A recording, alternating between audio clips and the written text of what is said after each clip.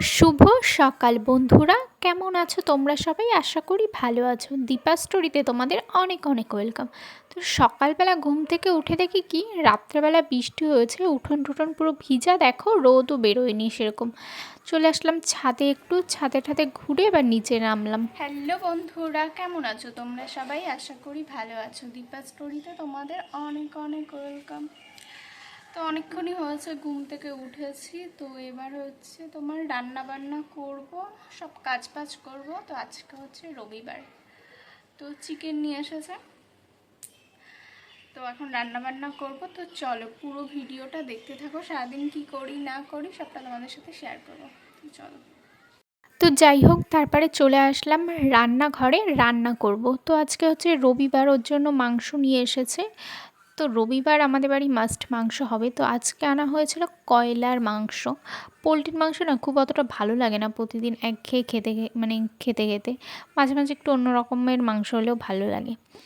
তো যাই হোক, ফার্স্টে আমি তোমার আলুটাকে ভেজে নিয়েছি, আর ওদিকে মশলাগুলোকে কড়াইতে দিয়ে ভালো করে কষিয়ে তারপরে মাংসটাকে তোমার হচ্ছে দিয়ে দিয়েছি। তো আজকে একটা দাদা এসেছিলো বাংলাদেশ থেকে, ওর জন্য একটু বেশি মাংস নিয়ে আসা হয়েছিল। তো এবার মাংসটাকে কষাচ্ছি। তো দেখো বন্ধুরা, কত কষ্ট করে ভিডিও করি, ভিডিও ধরে দেওয়ার লোক নেই, তো আমাদের দাদাভাই কাজে ছিল। তো আর তারপরে হচ্ছে মিড কেসের ওখানটা ক্যামেরাটা রেখেছি, রেখে সেট করে তারপরে হচ্ছে রান্না করছি। মানে যদি একটা ক্যামেরা দেওয়া মানে ধরে দেওয়ার লোক থাকে তাহলে খুব ভালো হয়, কিন্তু ধরে দেওয়ার লোক থাকেন মানে নেই, ওর জন্য একা একা এখানে ওখানে রেখে রেখে তোমার হচ্ছে ভিডিও করতে হয়। যাই হোক, রান্না বান্না করে স্নান টান করে চলে আসলাম ঠাকুরকে পুজো দিতে। তো এবার ঠাকুরকে পুজো টুজো দিয়ে চলে আসলাম ভাত খেতে। তো আজকে রান্না করেছি চিকেন, আর হচ্ছে বেগুন ভাজা করেছিলাম, তো সেটা আর দেখালাম না, আমি খাইনি।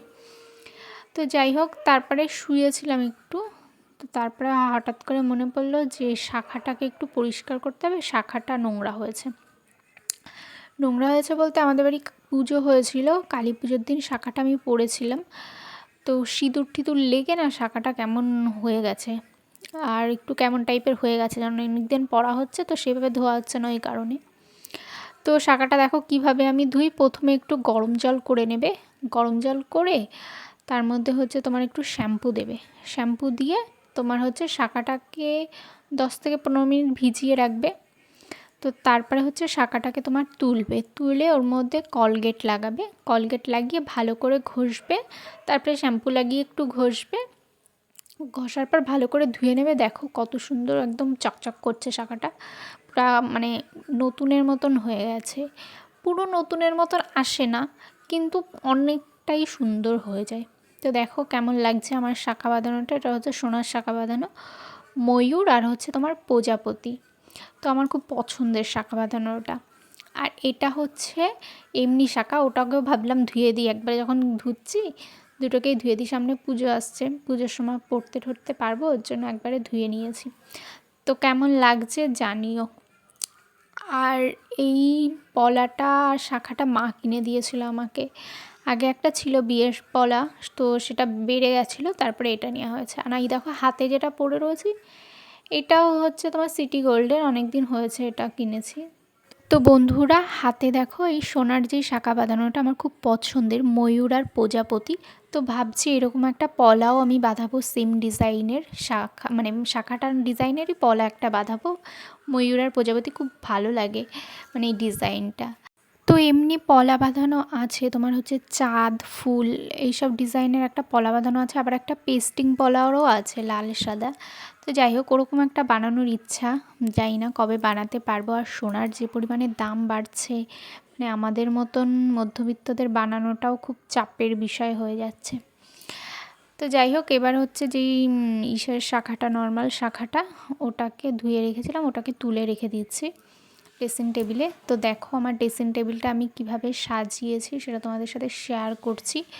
পুজো আসছে সামনে, ওর জন্য ভাবলাম একটু সুন্দর করে গুছিয়ে টুছিয়ে রাখি। এমনি সারা বছরই আমি একটু গুছিয়েই রাখি, ঘরবাড়ি আমার গোছাতে ভালো লাগে।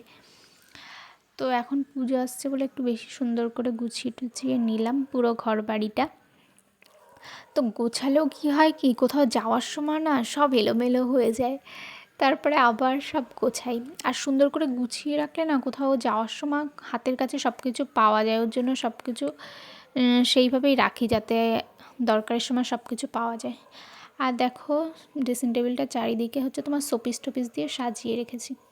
সন্ধ্যা বন্ধুরা, তো এখন হচ্ছে 5:30টার মতন বাজে। তো সন্ধ্যা হলেই না শুধু পেটের মধ্যে চোচো করে কি খাবো করে। তো যাই হোক, এখন তো চলো এখন কি বানাই সেটা তোমাদের সাথে শেয়ার করব। তো চলো পুরো ভিডিওটা কন্টিনিউ দেখতে। তো আজকে হচ্ছে একটু তেলে পিঠা বানাবো ভাবছিলাম। তো আগের দিন হচ্ছে তোমার তালের বড়া করেছিল, তাই চালের গুঁড়ো ছিল অনেকটা।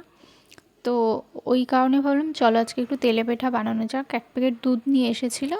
তো এই 1 প্যাকেট দুধটাকে জাল দিয়ে ফুটিয়ে তার মধ্যে হচ্ছে চিনি আর হচ্ছে চালের গুঁড়ো আর ময়দা এটা দিয়ে ভালো করে মিশিয়ে তোমার আধা ঘন্টা মতন রেখে দিয়েছিলাম। তারপরে হচ্ছে কড়াইতে তেল দিয়ে ভেজেছিলাম, হেভি টেস্টি হয়েছিল।